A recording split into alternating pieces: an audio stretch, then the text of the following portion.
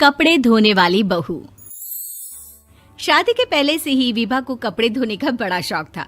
कभी नल के नीचे तो कभी तालाब के पास। अरे मेरी नीली वाली लुंगी नहीं दिख रही है। विभा की अम्मा, कहाँ रखी है लुंगी? अरे वो तो विभा ने परसों ही धोकर रखी थी आपकी अलमारी में, देखो वहीं होगी। वो ना मैंने आज धो दी, मुझे लगा कि गंदी हो गई होगी।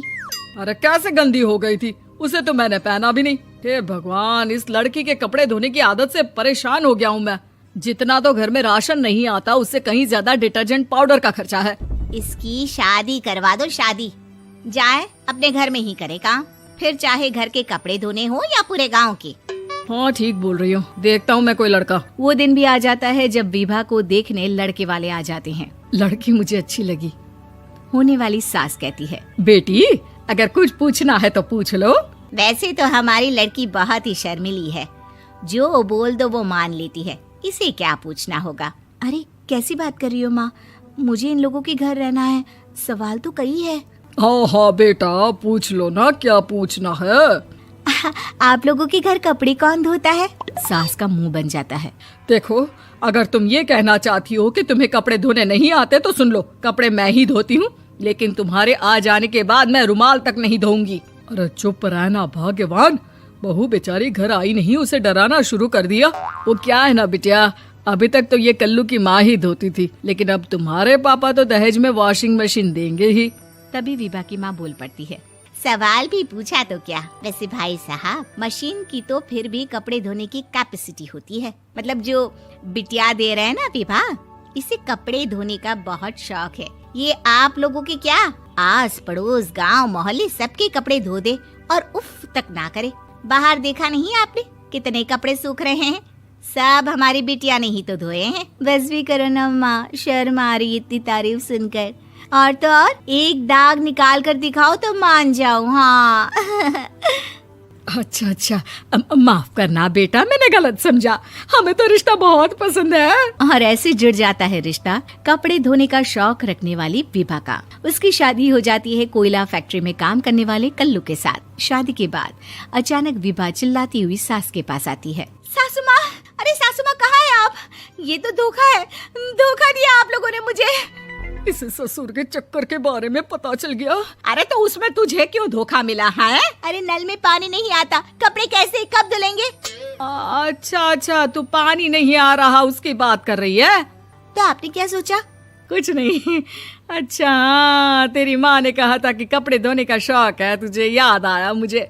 शौक बोलकर कपड़े धोने वाले मेरे जुनून को कम ना आके सासू माँ, कपड़ा धोना मेरा गुरूर है। तभी पति भी वहाँ आ जाता है। अभी मैंने इसे सनी देओल की फिल्म दिखाई है, उसी के डायलॉग मार रही है माँ। अच्छा सुन, साफ साफ बता रही हूँ, पानी सुबह 4 से 6 और शाम को 10 से 12 आता है, समझी? विभा टाइमिंग सुनकर हैरान हो जाती है। ये क्या भूतों का मोहल्ला है? सुबह 4 बजे उठकर कौन कपड़े धोता है? 4 बजे टंकी में पानी जाता है, फिर सारा दिन धोना ना, किसने मना किया? अरे कैसी बात कर रही हैं? 200 लीटर की टंकी में कितने कपड़े धो लूंगी मैं? सुबह ही उठ जाऊंगी मैं। अब क्या था, विभा सुबह 4 से लेकर रात के 12 बजे तक कपड़े ही धोती रहती। एक रोज सास पड़ोस से निकलकर कहीं जा रही होती है कि साथ वाली कहती है, हाँ कल्लू की माँ, जरा ये बताओ कि 2 साड़ी है, 2 ब्लाउज और एक पेटीकोट और एक नाड़े वाला लंबा कच्छा। हाँ तो? अरे तो क्या, कितना लोगी धुलाई ये बताओ। धोबन दिख रहे हैं हम क्या? हमारे पति सरकारी नौकरी से अभी रिटायर हुए हैं और बेटा सुपरवाइजर है कोयला फैक्ट्री में। धोबन समझ रखा है हमें? हाय रे कल्लू की अम्मा, माफ कर दो, वो तो मोहल्ले में यही सब बता रहे थे कि तुमने बहू को कपड़ा धुलवाने के काम में लगा दिया है। सास को पड़ोसन की बात सुनकर गुस्सा आ जाता है। वो घर पहुंचती है जहां घर के बाहर ही इतने सारे कपड़े सूख रहे होते हैं जितने कि किसी धोबन के घर पर। अरे ओ कल्लू की दुल्हन, बाहर निकल।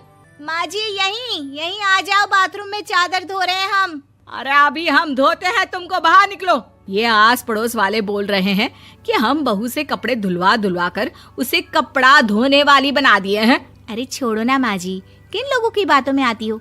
आस पास के लोगों का तो काम ही होता है कि वो किसी तरह सास बहू को लड़ा दे। बहू सारे घर के कपड़े धोती है, ये क्या कम है? बोलिए। सास को भी लग जाता है कि वो बहू का ये सनकीपन नहीं छुड़वा सकती, इससे अच्छा है कि खुद ही चुप हो जाए। एक रोज सास और बहू मंदिर जाते हैं, जहाँ सास की साड़ी वहाँ खड़ी भीख मांगने वाली से मिलती है। माँ जी क्या बात है, आपकी साड़ी उस भिखारन से कितनी मिल रही है ना? हाँ हाँ देखो तो, दोनों की साड़ी मिल रही है। क्या बात है कल्लू की अम्मा, तुम खुद को तो अफसर की बीवी बताती हो और ऐसी सिंपल सी प्लेन साड़ी पहनकर घूमती हो। सिंपल और प्लेन नहीं है ये साड़ी। तो क्या सोने के धागे से फूल बने हैं? कुछ भी सासू माँ, कुछ भी। हाँ बने थे इस साड़ी में सोने के धागे से फूल। मेरे पति लेकर आए थे मद्रास से स्पेशली मेरे लिए 10,000 की। ताहे भाई साहब इस भिखारन के लिए भी सेम टू सेम साड़ी लेकर आए होंगे 10,000 की।